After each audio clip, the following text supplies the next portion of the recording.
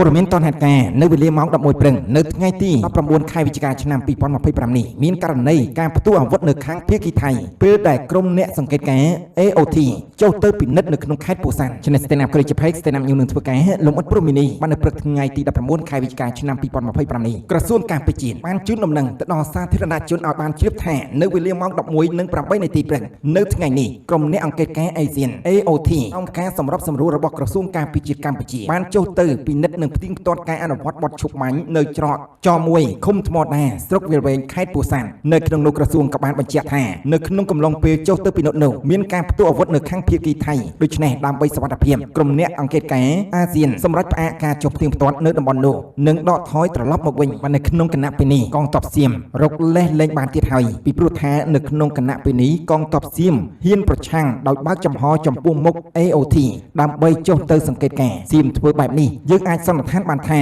គឺដើម្បីកុំឲ្យអ្នកអង្កេតការណ៍អាស៊ាន AOT ឃើញអាវុធជាច្រើនរបស់សៀមដែលកំពុងតែលាក់ទុកនៅក្នុងព្រៃបានជាព័ត៌មានដែលយើងខ្ញុំបានលើកឡើងក៏សូមបញ្ចប់មានការខុសឆ្គងសូមអធិស្ឋាន